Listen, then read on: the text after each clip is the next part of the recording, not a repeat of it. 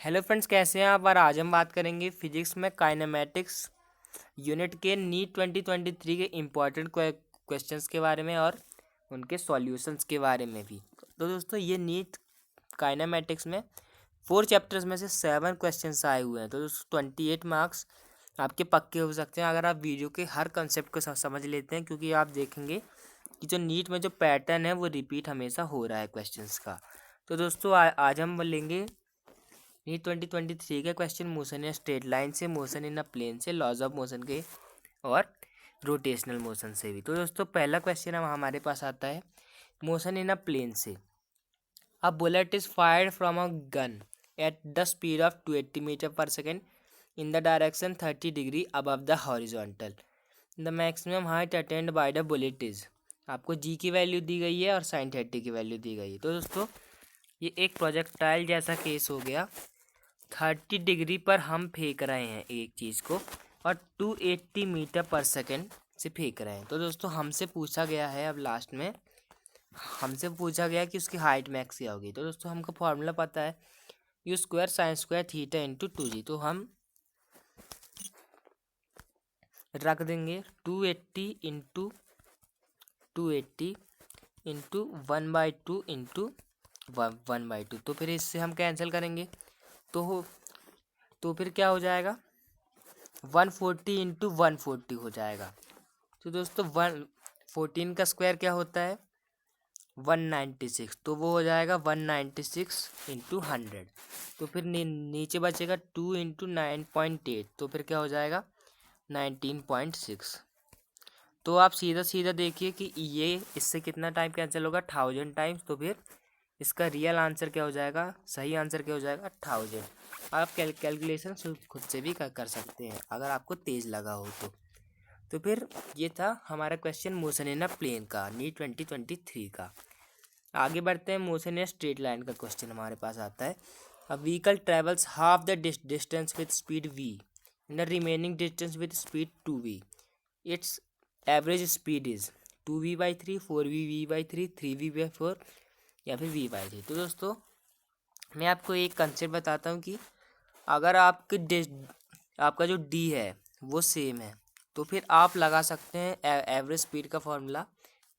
अगर आपको दो स्पीड दी गई तो 2v1v2 upon v1 plus v2। तो दोस्तों वैसा ही हमको यहाँ पर दिखाया गया है कि जो आधी डिस्टेंस है वो v स्पीड से कवर कर रहे हैं हम, और आधी डिस्टेंस हम कवर कर रहे हैं 2v स्पीड से।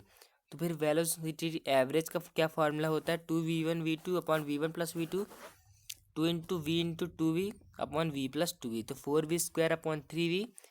तो आंसर हो जाएगा 4v/3। तो फिर ये था एक motion in a straight line का क्वेश्चन। तो इसका आंसर क्या हो जाएगा, बी ऑप्शन। आगे बढ़ते हैं थर्ड क्वेश्चन की तरफ। अ football player is moving southward. एक फुटबॉल प्लेयर है साउथवर्ड जा रहा है। तो जैसे हम देखें north south east west, southward जा रहा है तो फिर और वो सडनली ईस्टवर्ड टर्न करता है, यानी कि उसकी वी इनिशियल ये है और वी फाइनल ये है। तो दोस्तों सेम स्पीड से वो करता है। तो फिर हमको बताना कि जो उस पर फोर्स लगेगी वो कौन सी लगेगी, तो कहाँ लगेगी। तो दोस्तों जो उस पर फोर्स लगेगी वो जा रहा है साउथवर्ड, टर्न किया ईस्टवर्ड। तो फिर सिंपल सी बात है कि जो नॉर्थ ईस्ट है, यानी कि नॉर्थ और ईस्ट है, उनके बीच बीच में ही वो फोर्स आएगी। क्योंकि दोस्तों ये होगा एक क्या उसका रिजल्टेंट, और उसी के अपोजिट जस्ट यहाँ पर लगेगी फोर्स। अब आप इसको फ्रिक्शन के कंसेप्ट से भी समझ सकते हैं। जैसे कि जो फ्रिक्शन है वो जो है वो मोशन को क्या करेगा, अपोज करेगा। तो दोस्तों वो कहाँ फोर्स लगाएगा, हमने लगाई कहाँ, साउथ ईस्ट में, तो वो कहाँ लगाएगा, नॉर्थ ईस्ट में। तो फिर ये था एक अपोजिट फोर्स का क्वेश्चन, फ्रिक्शन फोर्स का क्वेश्चन। तो इसका आंसर हो जाएगा बी नॉर्थ ईस्ट। आगे बढ़ते हैं क्वेश्चन 4 जो कि रोटेशनल मोशन से है। Ratio of radius of gyration of a solid sphere of mass m and radius r about its own axis to radius of gyration of the thin hollow sphere of same mass and radius about its axis। तो दोस्तों solid sphere का क्या formula होता है और hollow sphere का क्या formula होता है। तो मैं आपको एक ट्रिक बताता हूँ। जो हॉलो स्फीयर है उसमें मास कहाँ है, पूरा सरफेस पे है, तो वो दूर दूर है, तो यानी कि उसका जो मोमेंट ऑफ इनर्शिया है वो क्या होगा, ज़्यादा होगा। तो फिर उसका क्या होगा, 2/3 mr²। और वैसे ही जो उसकी सॉलिड स्फीयर है उसमें उसमें क्या है, सॉलिड स्फीयर में जो मास है वो पास पास में है, तो आप ऐसे याद रखते हैं, तो उसका क्या हो जाएगा 2/5 mr²। तो फिर अब हम देखते हैं, तो फिर रेडियस ऑफ गायरेक्शन क्या होता है। तो आपको एक फॉर्मूला पता होगा, I = mc/m²। तो दोस्तों आई यहाँ पर क्या है, आई है हमारा मोमेंट ऑफ इनर्शिया। तो दोस्तों के की वैल्यू यहाँ से हो जाएगी √I/m। तो फिर अब हम देखें, तो solid sphere of hollow sphere का हम डिवाइड करेंगे 2mr²/5m और 2mr²/3m। तो फिर इसको हम डिवाइड करेंगे तो √3 √5 आ जाएगा, जो कि किसी भी ऑप्शन में नहीं है। तो इसमें आप 3/5 लगा सकते हैं, और यह आपको बोनस में ये आपको इसके मार्क्स मिल जाएंगे, पॉइंट्स मिल जाएंगे। आगे बढ़ते हैं, लॉज ऑफ मोशन का क्वेश्चन है। Calculate the maximum acceleration of a moving car so that a body lying on the floor on the car remains stationery.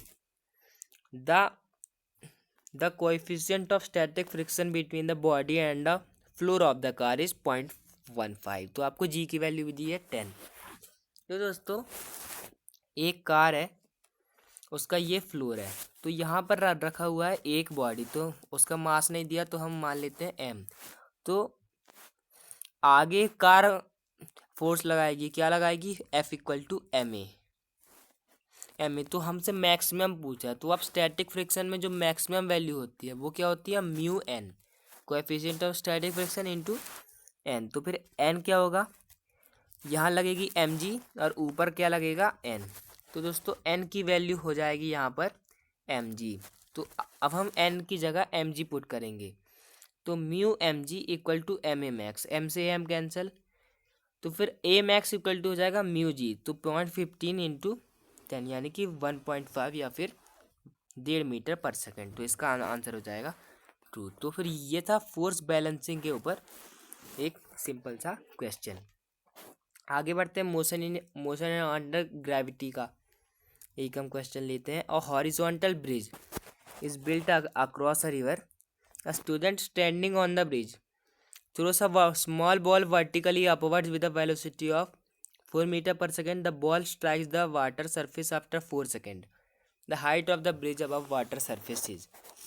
तो दोस्तों एक ब्रिज है, उसके ऊपर एक लड़का खड़ा हुआ है जिसने बॉल फेंकी ऊपर, फिर उसके बाद वो वाटर सरफेस को 4 सेकंड बाद हिट कर रही है। तो दोस्तों अगर हम हाइट को h ले लें, तो फिर हमारा डिस्प्लेसमेंट क्या होगा, -h होगा।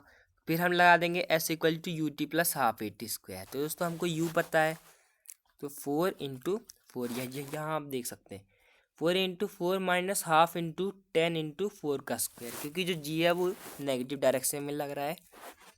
तो फिर ½ × 5 × 20, तो फिर हो जाएगा 16 - 80। इसका सही एक्सप्रेशन होगा, तो -h = आएगा -64, तो h आ जाएगा 64 मीटर। तो इसका आंसर हो जाएगा 64 मीटर की जो इतनी हाइट है वो ऊपर है हमारे ग्राउंड के।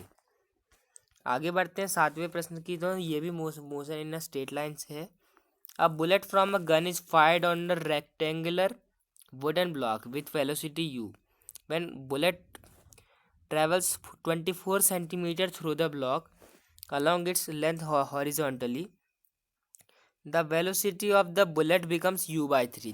Then it further penetrates into the block in the same direction before coming to rest exactly at the other end of the block. The total length of the block is। तो दोस्तों हमको क्या दिया है कि एक block दिया गया है, ब्लॉक के अंदर एक बुलेट गई, तो वो बुलेट गई, जब गई तो वो उसकी स्पीड थी यू, तो उसके बाद हो गई u/3।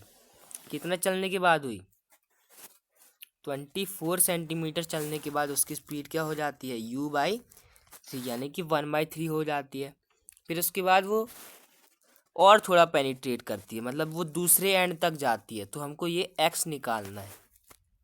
तो वो दूसरे एंड तक जाती है, फिर उसकी स्पीड क्या हो जाती है? u हो जाती है, u से 0 हो जाती है। तो दोस्तों अब हम देखेंगे v² = u² + 2ax, आप जानते हैं।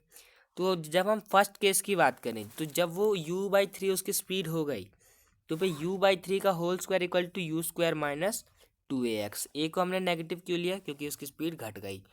तो 2ax = u² - u²/9।